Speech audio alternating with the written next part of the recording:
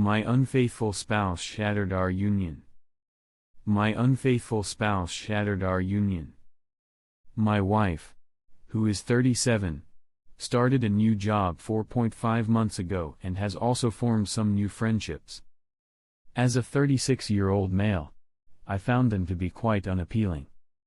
They were all fervent advocates for women's rights, individuals who often portrayed themselves as victims, and proponents of social justice causes. They are individuals who will scold you for holding the door open for them.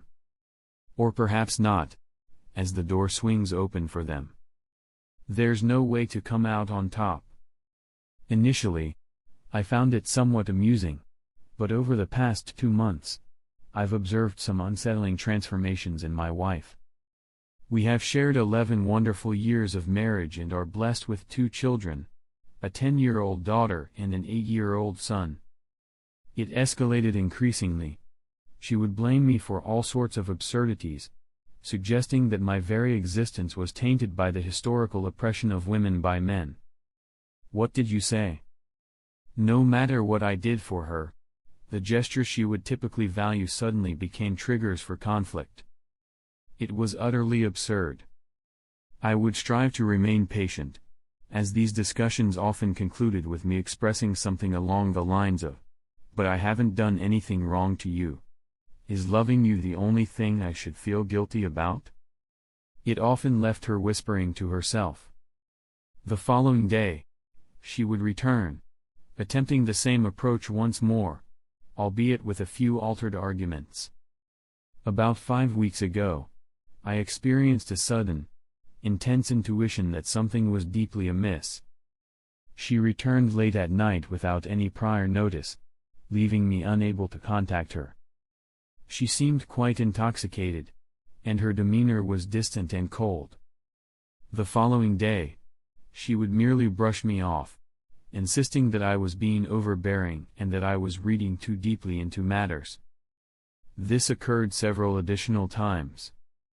I attempted to investigate her phone, yet I couldn't uncover anything conclusive. However, I had a strong suspicion that she had erased many of her messages. I came across a conversation involving one of her new friends, where they were talking about how she might approach me to discuss the idea of an open relationship. It became clear to me what my instincts were indicating. She was being unfaithful. In the discussion, my wife mentioned that she would speak with me about it, on what is now the second Monday of December.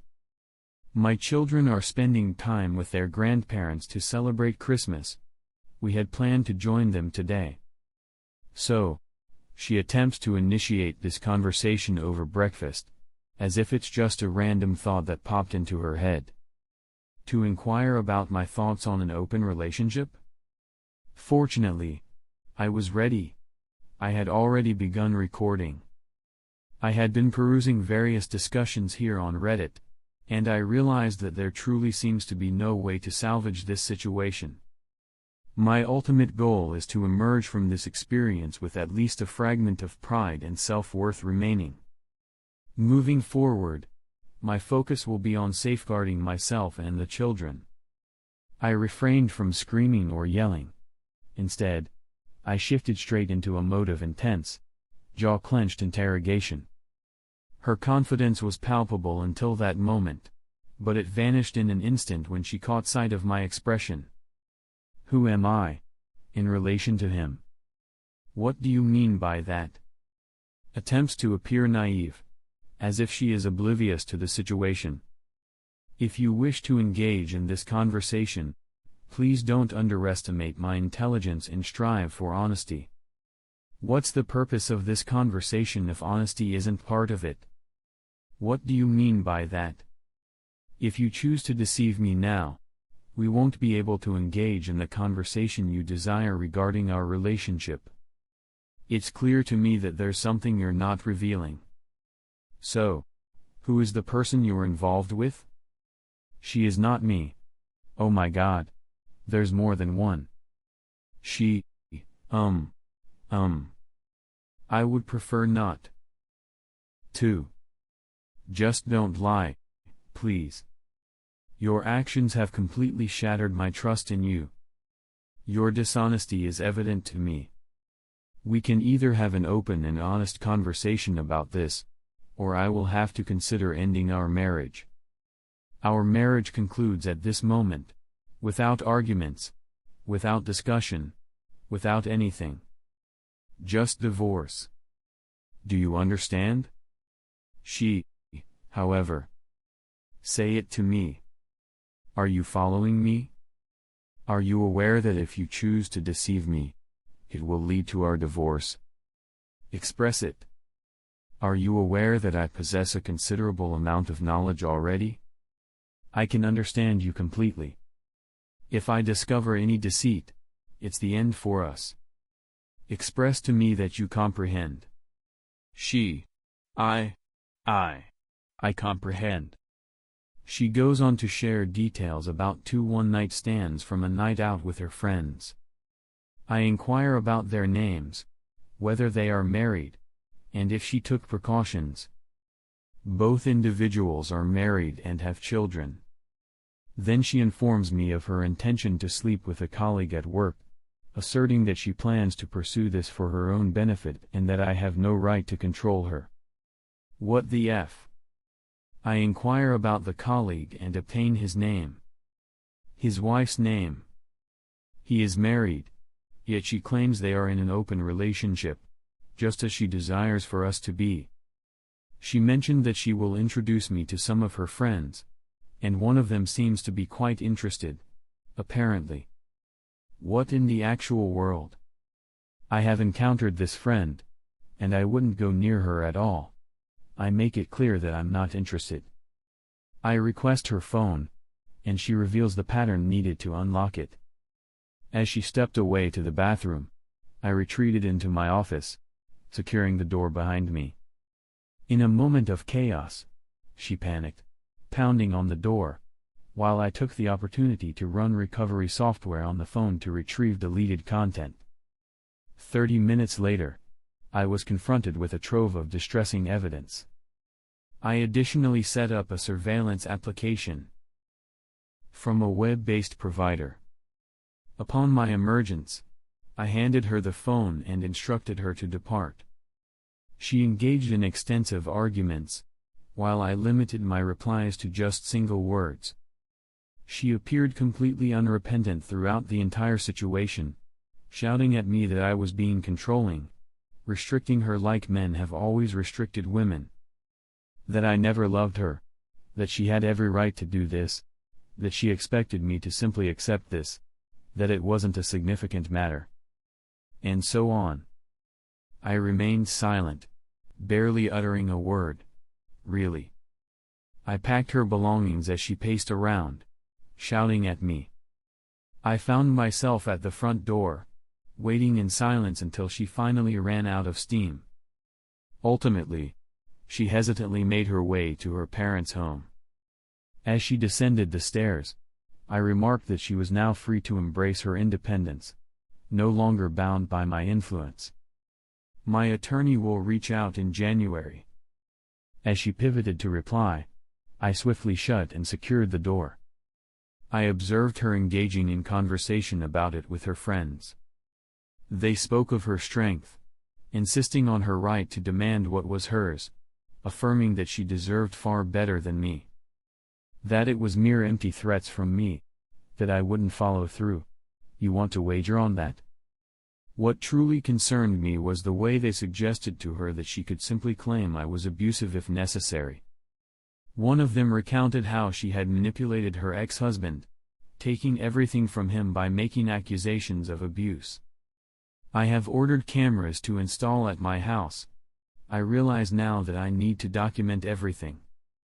I was utterly astonished by what unfolded before my eyes. I have never once issued a threat towards her. She began reaching out to her AP to arrange a meeting. They decided to rendezvous at a hotel, and I was completely taken aback. I ventured online in search of the AP's wife. It didn't take much time before she accepted my friend request on Facebook. I shared everything with her, including the current happenings at the hotel. She expressed her gratitude and ended the call. A few hours later, a video from her arrived. She arrived at the motel and faced them head-on. The anguished cries revealed that this was not the first instance of her husband's betrayal. "You absolute jerk. Are you really going to put me through this once more? Back to the kids. Huh? I warned you that we were finished if you ever cross this line again. You have a percentage of currency at the end." She entered the room and caught my wife getting dressed on the edge of the bed. The sight made me feel nauseous the first time I witnessed it. The AP's wife struck her and unleashed a torrent of insults. I reached out to my wife, expressing that I had seen the video from the hotel and that I never want her to be close to me again. It feels as though she perceives our exchange as a contest of sorts. In her thoughts, she is triumphant. She seems completely out of touch with reality. I'm struggling to grasp any of it. It feels as though she is detached from the world around her. It's as if she doesn't quite grasp that we are going through a divorce. I accessed my wife's family WhatsApp group and shared the news that we are ending our marriage because of her unfaithfulness. I expressed my gratitude for their warm welcome and for making me feel like a member of the family before I disconnected from the group. I have received several calls and messages from her, yet I haven't taken the time to read or respond to them. I simply lack the energy for it. I reached out to my parents and shared all the details with them. My father sent a message to my wife stating that she would not be welcome for Christmas.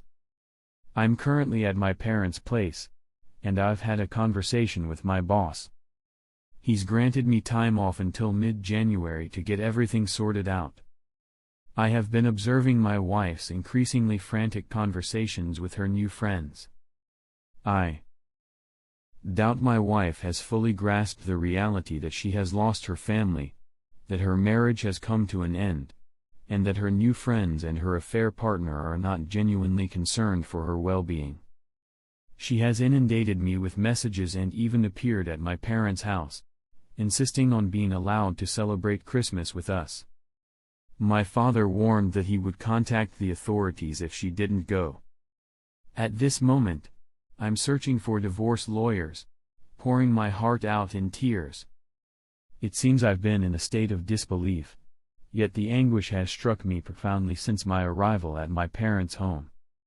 It eludes my understanding completely. Reading their chats and interacting with her brings me immense pain. I've only replied to her messages twice. To me, your words hold no significance. I remain unaware of your identity. You are not my partner. My partner would never shatter my heart and soul while wearing a smile. We are going to end our marriage. Your words and desires hold no significance for me. Your influence and right to make demands of me are now non-existent. It's finished between us. As I mentioned, you are not my wife, and I don't have any familiarity with you. My wife would never subject our children to the anguish and turmoil of being raised in a fractured home. It appears that you, regardless of your identity, take pride in your accomplishments. My wife was loving, caring, and considerate. She was my best friend. You, however, are a self-obsessed, self-absorbed abomination. The communications ceased following the final one. The anguish can be overwhelming at times. I long for the days when everything was as it once was. Yet, I know I cannot subject myself to that again. This Christmas has been incredibly difficult. I found myself in a position where I had to explain to the kids that their mother no longer wishes to be part of our family. She has chosen to pursue relationships with other men, and we are going to get a divorce. They are inherently troubled. Fortunately, my parents are here to lend a hand. They envelop them in love and affection, while I find myself in utter disarray. I will strive to regain my footing for the sake of my children, but I will never return to her. I regret not waiting until after Christmas to get them started in counseling right away. I'm not sure what came over me. It just slipped out when they inquired about their mother's return. Returning to her would make it impossible for me to face my own reflection. The disrespect and callousness she displayed are simply beyond forgiveness. I feel completely adrift. I simply can't comprehend it. What makes her think she can still demand anything from me at this stage? Is she experiencing some kind of mental health issue? I apologize for the disjointed expression. I simply needed to articulate these thoughts. I've come to realize that I'm comfortable with the monitoring after discussing it with a lawyer my friend knows. The phone belongs to me, and the subscription is also under my name. My wife is utilizing it, though it is in my possession. I'm fine with the subscription. Monitoring my own equipment is perfectly legal. Update 1. A wife's betrayal shattered our family and marred the Christmas spirit. What makes her think I should accept her behavior? A great deal has transpired since my previous update. A great deal has transpired, and while I wish I could claim some credit for it, the reality is that I've become somewhat fixated on my wife's conversations with her friends. Many outrageous and painful remarks were exchanged in those chats. What ultimately struck me was when my SDBXW articulated, in very severe terms, how her marriage and particularly her children felt like a burden in her life. That they had hindered her from becoming a successful woman, fully realizing her potential. She portrayed me as a suffocating presence that hindered her from enjoying a fulfilling life. Her family was the reason she lacked a successful career, engaging in numerous casual relationships, and so forth. I've reached my limit. It's all too much for me to bear. I dedicated the following 30 or so hours to meticulously reading and rereading each line of emails and chats, immersing myself in them repeatedly. Upon reflection, she failed to offer any specifics regarding how we were perceived as burdens or oppressors. It was merely a series of sweeping statements, devoid of examples or supporting arguments. In reality, I have never hindered her from pursuing anything. I cover nearly all expenses, as the meager salary she earns from her part-time job is insufficient to support anyone, to be honest. I have backed her hobbies, dreams, and aspirations, even when she made foolish mistakes in class after foolish mistakes, which she would always abandon halfway through. I consistently expressed my love for her each day and acknowledged all that she contributed to our family. I would sweep her off her feet, take her on enchanting outings, and be her unwavering support in times of need. If this is what oppression feels like, then I gladly welcome more of it. Nevertheless, I veer off topic. At one moment while reading, I simply lost consciousness. When I woke up, my 3 closest friends were in the kitchen with my dad, preparing dinner. I have known these individuals since my childhood. Let's refer to them as Ethan, Lucas, and my dad had extended the invitation to them and filled them in on everything. I soon found myself breaking down once more, completely lost until Friday evening. Ethan, a former soldier, has lost his left arm below the elbow. We were truly present for him during his recovery, especially when his wife chose to leave him. Fortunately, they were childless. Ethan has embraced the journey of parenthood by adopting 2 children and has found a wonderful girlfriend a few years back, so he's doing quite well. He arranged a Zoom call with his counselor, who had supported him during his recovery journey. He provided significant support in helping me comprehend my emotional state. Despite his specialization in amputees, he shared insights about how many wives, unfortunately, tend to leave when their husbands face injuries. His narratives and illustrations were incredibly beneficial to me. He inquired about my soul, identity, and spiritual self, suggesting that a significant portion of it is intertwined with my marriage and my role as a husband. That part is gone now, and much like an amputee experiences phantom pain in a lost limb, I will endure phantom pain from the lost aspect of my identity. We engaged in deep conversations for hours, and I have been making consistent progress ever since. Lucas holds a position as an executive at Summit Security Company. He tends to keep details about his work to himself, leaving me in the dark about his specific role. However, it's clear that he enjoys a comfortable lifestyle. Lucas reached out to a law firm that is retained by the company, and on Sunday morning, I found myself conversing with a lawyer I could never have imagined being able to speak to. Lucas has always embraced his inner nerd and faced a lot of bullying. He assured me not to fret about the bill. He would take care of it. He expressed his relief at finally having the chance to repay me for the hardships I often endured due to his confrontations with his bullies. Teaches at a private school for children and is married with 7 kids. Yes, you read that correctly. 7. My kids absolutely adore him and his entire family. Has been ensuring that my kids are well taken care of while I work on getting back on my feet and organizing everything. Yesterday unfolded as quite a whirlwind, beginning with an early morning STD screening. The individual I was involved with transmitted chlamydia to me. Another screen in half a year. F. And %e-currency hash. My moment of self-pity transformed into a surge of raw, unfiltered anger when I discovered the truth. That's all for me. Lights out. Complete control. I won't offer her anything if I can avoid it. The lawyer successfully located the ex-husband of my wife's feminist friend, who had boasted about how she had outsmarted him. The court documents suggested that it was quite straightforward. I never would have considered that. I had a conversation with him on WhatsApp, and he expressed his gratitude numerous times. However, he also recounted all the things this harpy inflicted upon him.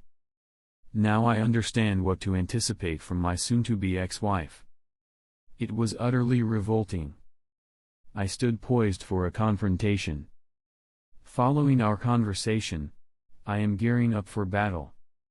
It was truly devastating to learn about his experience of homelessness and the fact that he had barely seen his children in 4 long years. Everything stems from the falsehoods spun by his former spouse. I acknowledge the challenges I face as a man within the court system. I will ensure that I gather ample evidence.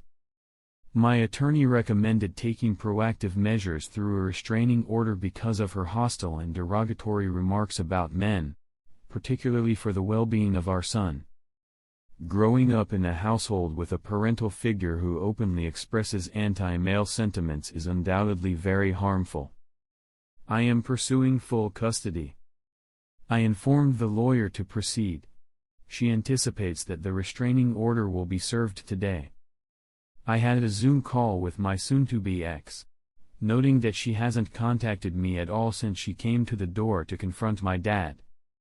She hasn't contacted the kids or anyone else, so it seems she doesn't care about any of us. The call was undeniably strange. She was fully adorned, showcasing an impressive cleavage. She was clearly making an effort to present herself in the most flattering way possible. It's been ages since I've seen her looking so glamorous. During the course of our discussion, she consistently attempted to provoke me, seeking to ignite my anger. I was able to remain composed, as my attorney had advised me on what to request. It seems that making efforts for an amicable divorce before pursuing a contested one is viewed very positively. I recorded it. I even informed her that I was doing so. Still, the STBXW proved to be quite the surprise. She began with this outrageous claim about the existence of two kinds of penises. One that maintains a similar size regardless of its state, and the other kind that changes size depending on whether it's in a state of arousal or not. What on earth? Who starts a conversation with their husband in that manner? She pondered eagerly about the moment when the current restrictions would lift, allowing her to venture out and explore this further in person. I merely replied that her hobbies didn't pique my interest. I was solely focused on talking about our divorce. She became overtly aggressive when I refused to react with anger as she had hoped. At one moment, she informed me that she was heading to the bathroom and then muted herself. Then I observed her discussing with her friends the possibilities of what she might do with me. She unleashed her anger at me repeatedly, all for the simple fact of my being a man. Throughout the call, I couldn't shake the unsettling impression that she viewed this as a game, as if she held all the power while I was left with no choice but to comply and surrender to her every desire. We achieved no progress on our divorce, so I decided that a contested divorce it shall be. By the way, you transmitted chlamydia to me, and unlike you, I haven't been with anyone else, so it's crucial that you visit the clinic. She merely frowned at me, as if to say, "You're correct. I don't trust you." I truly have no clue what is happening with her, and honestly, I've reached a point where I don't care anymore. I sent the recording to the lawyer, and she was taken aback, to say the least. At this stage, it seems that everyone believes my wife has lost her mind.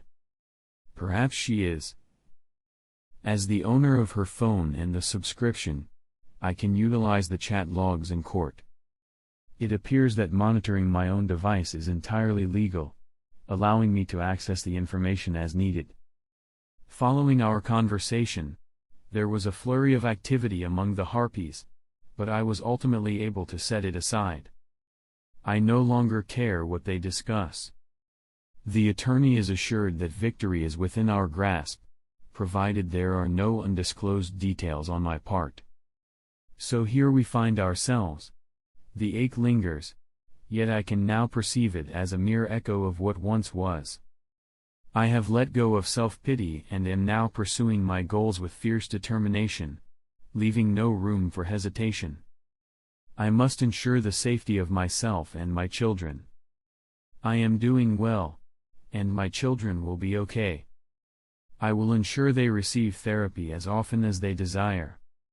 My soon-to-be ex-wife will soon fade into the past, and I will begin crafting a new and improved life.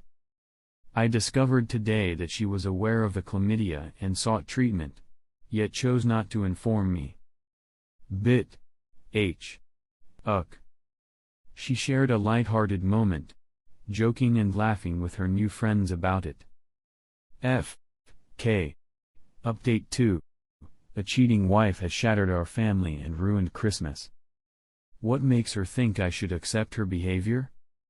I often receive feedback suggesting that I possess strength or am achieving success in some manner, or that I am somehow emerging victorious. Upon revisiting my posts, I notice that my frustration with the situation is evident, and I may come across as assertive and confident. In reality, I am not. I hope this never occurred. I long for the days when my family was whole, envisioning a future filled with ease and tranquility alongside my wife as our children embark on their own journeys. No one emerges victorious in this situation. My wife has lost her way, and the whole journey is derailed, engulfed in flames. I'm perplexed by her behavior. She outright dismisses the idea of consulting a medical professional for potential mental health concerns, all while maintaining an air of normalcy. Yet, she displays no signs of remorse or regret, behaving as if I am being unreasonable for not simply acquiescing to her desires, and she has barely engaged with the children since E-Day. I am proceeding with the divorce, taking decisive steps to separate our lives because it is necessary. Her actions have forced my hand, and at this point, there is no turning back. I truly hope this isn't needed. Trust is a fragile thing, and now it feels irreparably shattered. Each night, I find myself in tears, mourning not just my own heartache but the reality that my children will navigate their lives in a fractured environment. It truly saddens me that my children, in reality, no longer share a meaningful connection with their mother. Inquiry? How do you respond to this inquiry from your child? Why doesn't mommy want to spend time with me anymore? Doesn't she care for me? How on earth do you respond to that? If anyone has any information, I would greatly appreciate it, as I certainly do not have a clue. Each morning, I rise and remind myself that my heart has been shattered into countless fragments, leaving it incapable of breaking further. Constantly facing the reality of being mistaken, day in and day out. My wife remains unaware that I have the ability to oversee her communications, or perhaps she simply doesn't mind. She is completely certain that I will always stay by her side and that my response to her actions is entirely unwarranted. She continues to speak poorly about her friends. Let me share a bit about my life, my partnership, and our family. I'm perplexed by the intensity of her animosity towards us.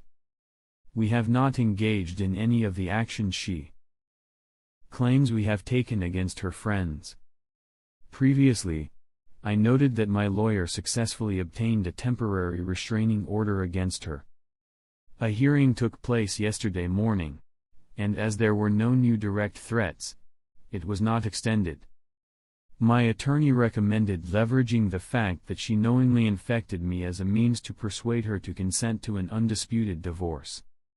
I long for a way to part that feels fair and just. It's frustrating to view her as an adversary and to constantly brace for the worst possible scenario. If she chose to part ways, I could accept that, but why compel me into such a confrontational situation? What drives her to inflict pain on those who once cared for her deeply? What potential benefits could she derive from this? I would be grateful for any insights on this matter. It simply eludes my understanding. If I end up in court, I may need to pay her a lump sum for the equity in our house and other matters. I likely won't be responsible for alimony, and since she seems disinterested in the kids, I am optimistic about my chances of winning custody if it comes to that. My lawyer recommended that we seek her consent for a divorce. I have come to an agreement, and we are set to meet with my SDBXW and her representative, hopefully within this week. The ex-husband, deceived by the cunning harpy, shares New Year's Eve with me and the children. The unfairness of the legal system towards fathers is truly astonishing. I am fully aware that a fair process in court is unlikely to be granted to me. His ex fabricated stories, and the court accepted them as truth. There is absolutely no evidence to support this claim. Since then, he has barely seen his children, burdened by exorbitant alimony and child support payments that have nearly shattered him. He has been reflecting on the possibility of bringing everything to a definitive close. Armed with the fresh evidence I provide, he finds a resurgence of hope. My lawyer and I discuss the situation, and she recommends that he hold on to the evidence until the meeting with my wife and her attorney. If he acts now, it will reveal that we possess insight into all their communications. My lawyer aims to facilitate the divorce between my wife and me swiftly and seamlessly. At this moment, my only wish is to escape her grasp. If she chooses to resist, it could prolong this ordeal indefinitely. It's causing me a lot of anxiety. I just need to break free. I will share an update if I secure a meeting or if we proceed directly to a contested process in court. Update 3. A cheating wife has shattered the family and marred the Christmas spirit. What makes her think I should accept her behavior? Regrettably, the strange circumstances persist. Yesterday afternoon, I met with my lawyer and my SDBXW. She arrived half an hour late, without a lawyer in tow, asserting that she neither has one nor requires one. Instead, she chose to bring along one of her new harpy companions. Redacted until following the hearing. My attorney provided me with precise guidelines on how to conduct myself. I was to respond to everything they said without any negativity. If they spoke to me, I was to reply in a calm and agreeable way, or positively if possible. If my lawyer placed one of her hands flat on the table, I knew I had to remain utterly silent. They arrive after the expected time. No masks, naturally. The harpy, silenced, attempts to provoke me, seeking to rattle me in every conceivable way. My soon-to-be ex-wife does the same. My attorney is working to initiate the conversation regarding the matter at hand, our divorce. However, they are merely having some fun. They found amusement in the insults they directed at me, laughing frequently. It was genuinely uncomfortable to witness. It has become evident that my wife continues to think this is merely a deception. It is impossible for me to consider divorcing her. In her thoughts, the power to end our marriage rests solely with her, and only if she chooses to do so. If she does, she will receive it all. I found myself sitting there, pondering what on earth was happening. I didn't truly contribute anything meaningful. I merely replied a couple of times, mostly agreeing or expressing uncertainty. Eventually, they began to lose momentum. My lawyer received the message and began to present the proposed settlement for a peaceful divorce. One of the initial remarks she made was that I was open to being generous in pursuit of a swift and harmonious resolution. I proposed to pay her a substantial amount of $60,000 for the equity in the house investments, among other things. My lawyer barely completed the sentence when my soon-to-be ex-wife became all animated, accompanied by her friend. Prodded by the ghastly figure of the harpy beside her, STBXW inquired about where to affix her signature. My attorney inquired multiple times whether my soon-to-be ex-wife preferred to review the remainder of the agreement first. However, STBXW was eager to sign immediately. She began discussing when she might anticipate receiving the money and mentioned that they should head to the pub. My lawyer discreetly calls someone over, murmuring something to them, and suddenly there's a flurry of activity. An older woman requested our identity documents, and we were asked to sign 2 copies. After we finished, the elderly woman stamped it, and I later discovered that she was a notary. My lawyer, nearly at her wit's end, expressed her gratitude to my SDBXW and the harpy, declaring that we were finished. They departed, and my wife didn't even take her copy of the agreement along. She placed it on the table. My lawyer glanced at her flat hands and then at me. Clearly, she preferred that I remain silent while they were inside the building. As we observed them making their way across the parking lot, my lawyer turned to me and offered a word of congratulations. She elaborated extensively on how this was the most unusual session she had ever experienced in a negotiated divorce. She mentioned that she would send my SDBXW's copy to her following our hearing in front of the judge or if a lawyer requests it. Until then, it remains tucked away in my lawyer's drawer, gathering dust. It appears that, at first glance, navigating this divorce may be less challenging than I initially anticipated. The soon-to-be ex-wife has the option to engage legal counsel and contest this matter. My lawyer mentioned that she would exhaust every possible avenue to secure a hearing with a judge at the earliest opportunity. It is likely to be a video call. After following some advice I found here on Reddit, I decided to hire someone to look into things. They captured photos of my wife engaging intimately with two different men at separate bars yesterday, and she ended up going to a hotel with one of them. I have a considerable amount of evidence gathered, and I can only hope it will suffice if the situation arises. My wife agreed to grant me full custody, with just a single payment involved. Just $60K, and I am free. No spousal support, no strings attached. Now I simply need to secure the funds. I have a strategy in place. Lucas generously offered to cover the entire amount if necessary. I still can't shake the feeling that this isn't real. I fully anticipate her to show up as my fierce attorney, ready to accuse you of molesting the children and domestic abuse, as if it were all conjured from thin air.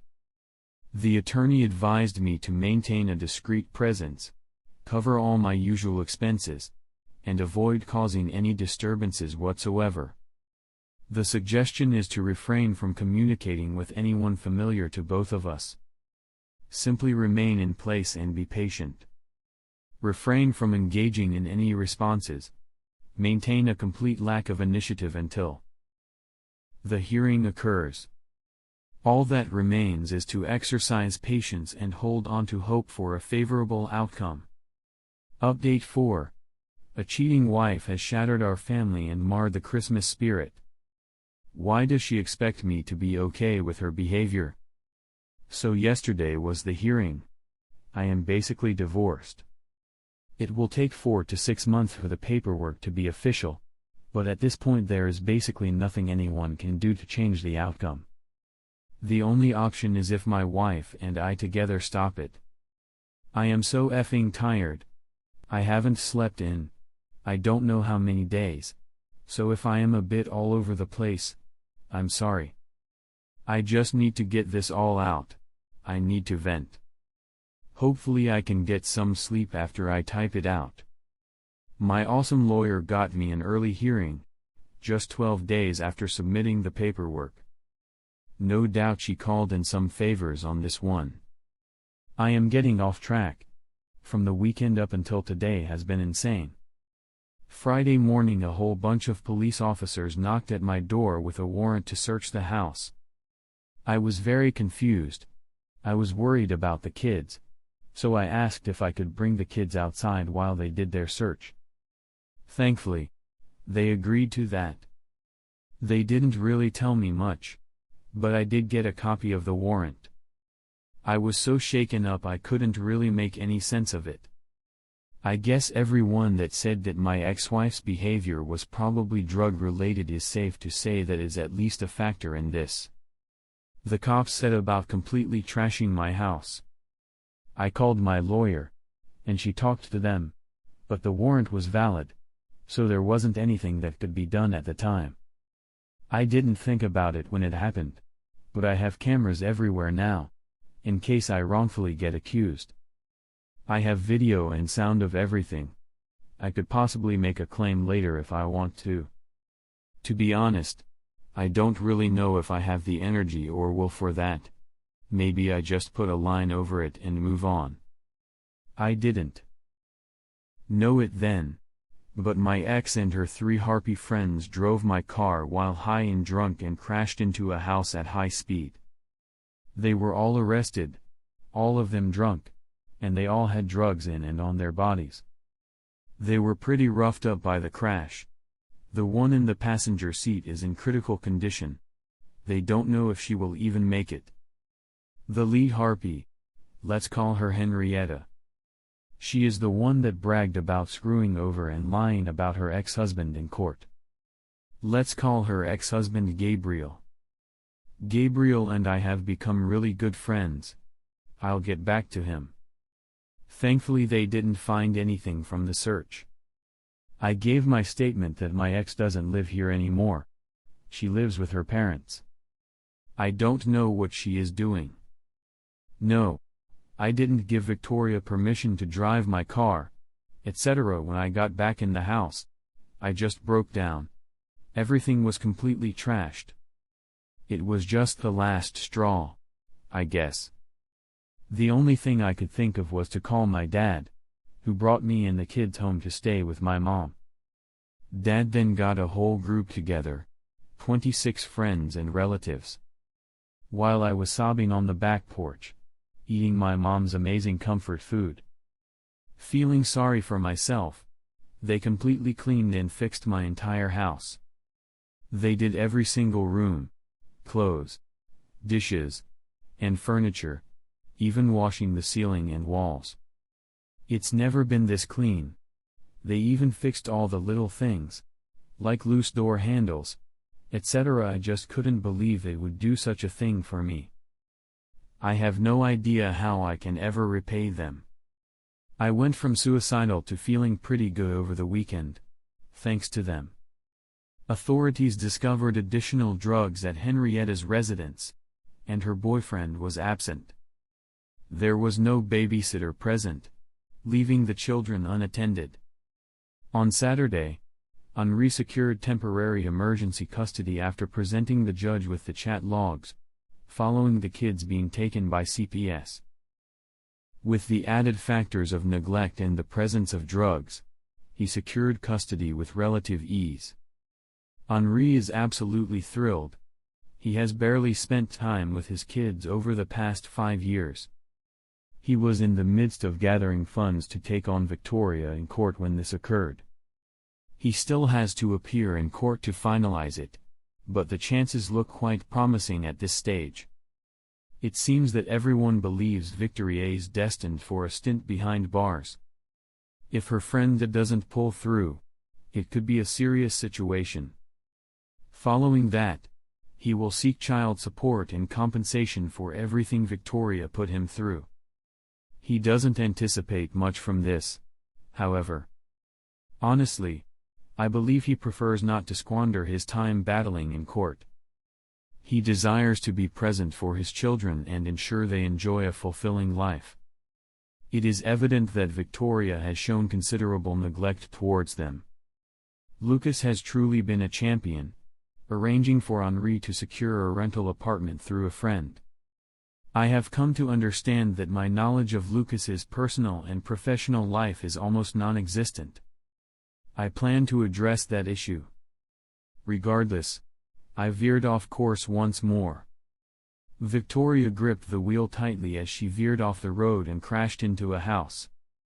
Everyone was quite battered, and given the circumstances, along with the presence of alcohol and drugs, search warrants were issued for all the residents. My ex is still listed as a resident at my house. On Sunday, I made the decision to sell this house and relocate as soon as possible. I fear this may occur once more. On Sunday, I received a call from her parents. Their house had been searched too. After visiting their daughter in jail on Saturday, their trust in her words has completely eroded. To sum it up, they visited on Sunday for a conversation, and it became clear that she had been dishonest with them about everything. That evening, she indulged in revelry and betrayal. She informed them that she was residing with me and we were attempting to resolve our issues. They were completely unaware of the reality of the situation or the impact her actions had on me and the children. They were aware of her infidelity, yet they convinced themselves it was merely a fleeting lapse in judgment fueled by alcohol. That's essentially what she conveyed to them. On Monday, my wife reaches out to persuade me to arrange for bail. It's $15,000, and her parents have already expressed their disapproval. Following my conversation with my lawyer, she prepared some documents indicating that the bail will be deducted from the settlement until her appearance in court and the release of the bail. The arrangement designated her mother as the custodian of the remaining funds. My lawyer aimed to eliminate any possible excuses for my wife to miss the hearing, which is why she advised me to ensure her attendance.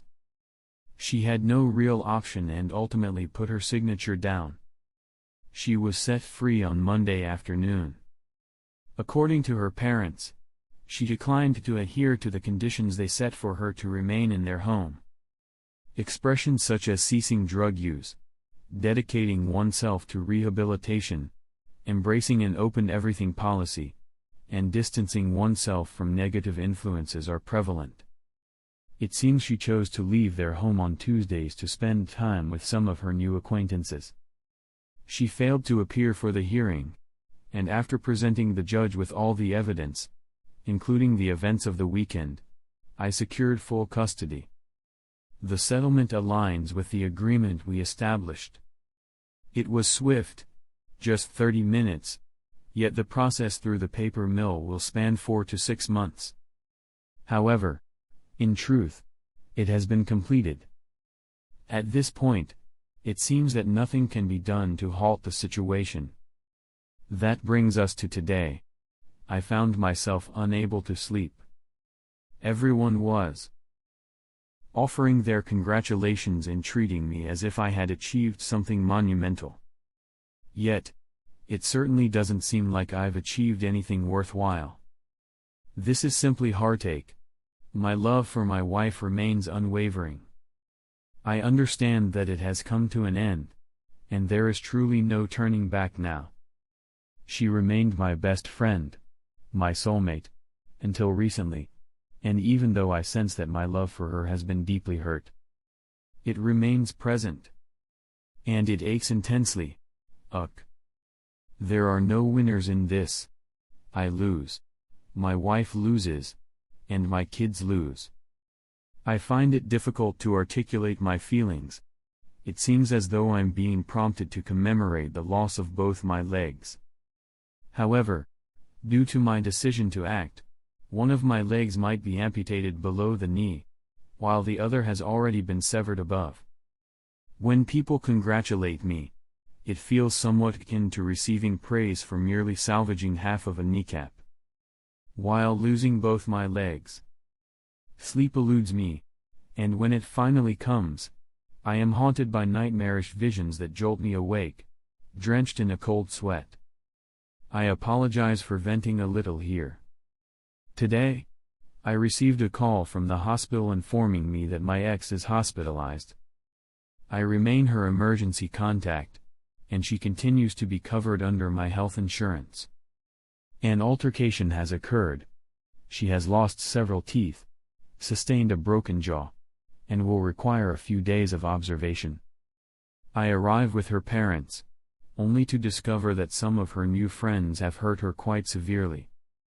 News spread that Gabriel possessed chat logs from Henrietta, where she boasted about her actions towards him, all sourced from my wife's phone.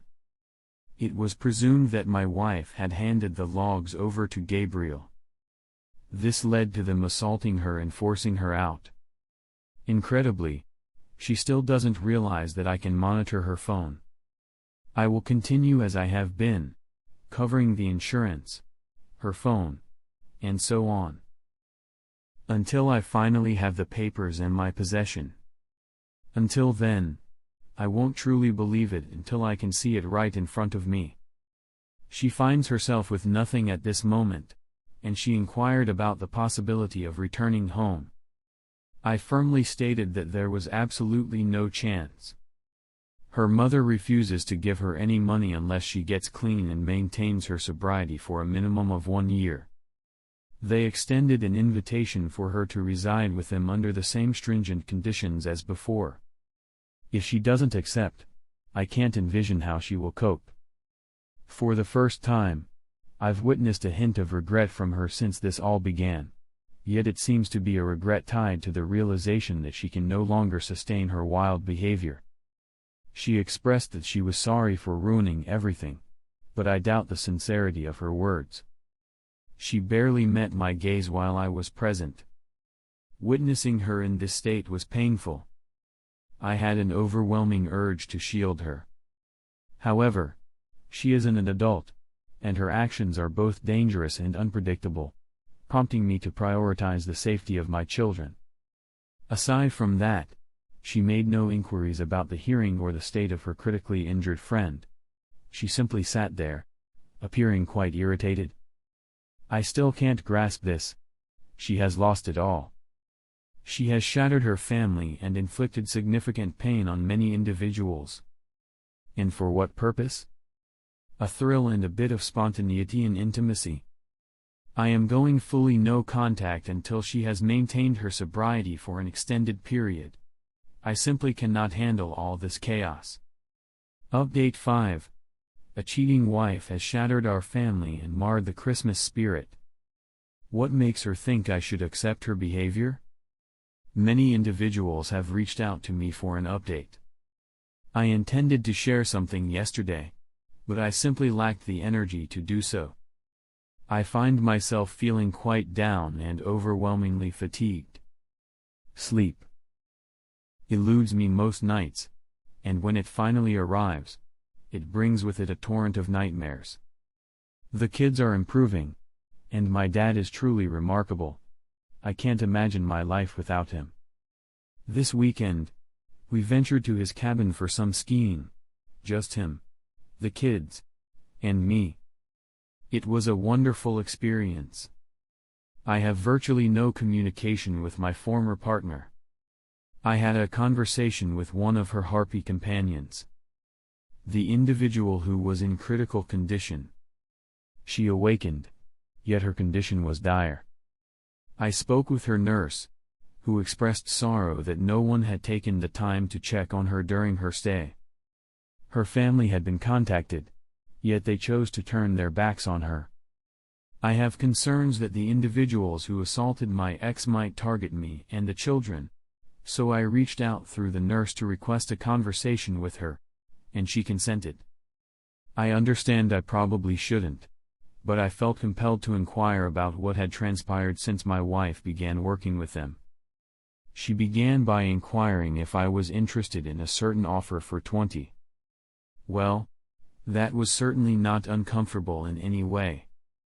I proposed giving her 50 in return for some information instead. The harpy companions are all intense substance users, addicts. Victoria pulled my wife into their circle despite the objections of the other two, persuading her to experiment with drugs and join in their revelry. Victoria is at the forefront of selling sexual favors to fund their drug habits. They all advocate for this powerful feminist, my own body narrative. However, in her words, it's all nonsense to safeguard our own inflated egos. What we truly engage in is selling ourselves for cash to purchase drugs. My wife fell for the deception initially, and it wasn't long before she became hooked, just like everyone else. Once she was captivated, she eventually began selling herself to fund her addiction. It's incredibly difficult to accept that the person you cherished above all else has transformed into someone unrecognizable, all in the grip of her addiction. It's clear why her only desire was to secure the money at this moment. According to her, it's primarily meth. She remained alone, a figure shunned by all, marked by betrayal, deceit, and a history of mistreatment that left her isolated from those who once cared. She expressed, without a hint of hesitation, the deep sorrow she felt for having survived. She possesses no optimism for what lies ahead, and without her makeup, she resembles a specter of despair. It was excruciating. I felt utterly shattered as I listened to her. Tears flowed abundantly for my wife's sake. I am not justifying her actions. She chose to engage with this situation and face the consequences. Now she shall face the consequences. She shared with me the entire story of the guys who assaulted my ex-wife. I will revisit this topic later. Victoria faces a series of serious charges, including death threats, resisting arrest, drug possession, prostitution, drug trafficking, child abuse and neglect, DUI, property damage, and auto theft. She has been denied bail due to concerns about her potentially fleeing, and it seems likely that she will face a significant period of incarceration. I sincerely hope she will. Before I proceed, I want to express my gratitude to everyone who shared their experiences with addiction. Numerous people cautioned me that my former partner could attempt to take her own life as the pressure mounts around her. Indeed, she made an effort to be intentionally unusual. I had discussed it with her father prior to that. There was a strong possibility that she could attempt something. We resolved to keep a close watch on her. Fortunately, she remains unaware that I possess real-time information from her mobile. As we settle into the cabin on Saturday, a message from her arrives. It has the tone of a farewell letter. She shares her struggles with addiction, the choices that led her to prostitution, and the disappointment she feels for letting everyone down. She expresses her determination to take the only path she sees available.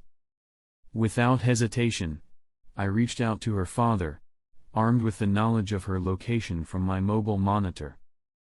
Her father hurries outside and discovers her unresponsive on a park bench. She is swiftly transported to the hospital, where she is treated, and it is revealed that she is suffering from severe hypothermia. The mere thought of what might unfold if he were to arrive even a moment later fills me with unease. Currently, she is on methadone, and her father has successfully taken on the role of her appointed guardian. She is no longer able to refuse treatment. Her father had her involuntarily admitted to a rehabilitation center, and she is set to undergo a sedated detox. The timing is uncertain, but it is likely to happen this week. Her father was appointed not due to any obligation she had. Yet, was it due to her leaving her children behind? It seems that leaving your children behind is seen as an irrational act, yet contemplating an end to one's own life is somehow acceptable? Fortunately, I haven't had the opportunity to cancel her life insurance yet, so she will receive treatment. I have proposed to Phil that I assist with the finances, provided that my ex remains unaware of my involvement. I have been extremely anxious that the individuals who assaulted my wife might target me and the children next. Keep in mind, Gabriel submitted chat logs in court that they suspect my wife provided to him. I spoke with Gabriel regarding the matter, and he concluded that he would address it, given that he gained from the disclosure. I'm not sure if I've brought this up before, but Gabriel is a towering figure of fury, a true meat mountain of a man. He spent his childhood on a farm, hauling heavy loads from a young age, which has shaped him into a figure as formidable as a hawk, capable of overpowering the average man with ease. He stoops slightly as he navigates through doorways, sporting a crew cut and bearing some facial scars. He can come across as quite intimidating to those who aren't familiar with him. In truth, he embodies boundless patience, gentleness, and kindness. I have no doubt that he will resort to force if he deems it necessary, but for him, it remains a final option. Regardless, he made his way to the guy's apartment, which was quite a dump, to say the least. He seized the two men by the neck and informed them that Victoria had provided him with the chat logs. Because they caused pain to someone he cared about, a decision lay before them. Accompany him to the police and reveal all the details concerning the assault. Alternatively, 2. Confront him directly, and they ought to anticipate some extremely painful and lasting injuries if they opt for the second choice. As he recounted the story, he expressed his optimism that they would opt for option 2. It seems they were unable to reach the police in a timely manner. I no longer concern myself with them. A new apartment has come into my life, and soon I will be embarking on the journey of moving. Lucas has once more delivered. Overall, I feel a deep sense of sadness. This weighs heavily on my spirit. The support of my friends and family fuels my determination, and I recognize the importance of remaining strong for the children. Despite everything, I find myself feeling a deep sense of sorrow for my ex. I hold no regrets about marrying her. My feelings for her remain strong, yet I understand that a reunion is impossible. She has changed, and there is now a significant amount of pain between us. In spite of the recent hardships, we experienced a fulfilling life. Prior to that, I owe my children to her, and I would never part with them for anything in the world. I understand that the pain will linger for quite a while, and I hope I possess the strength to endure it. Interestingly, the revelation of my wife's addiction has provided my children with a way to cope with the situation. Discussing mommy's illness and the lengthy road to recovery feels more manageable. She continues to hold affection for them, and so on. At this moment, I feel a sense of sadness and fatigue. Gabriel has arrived with his children, and it seems we are about to watch Madagascar 3. I am focused on creating as many positive new memories as I can. Gabriel is on a similar path, and it seems that both our kids are thriving now. I believe we will be fine. I appreciate all the support from everyone.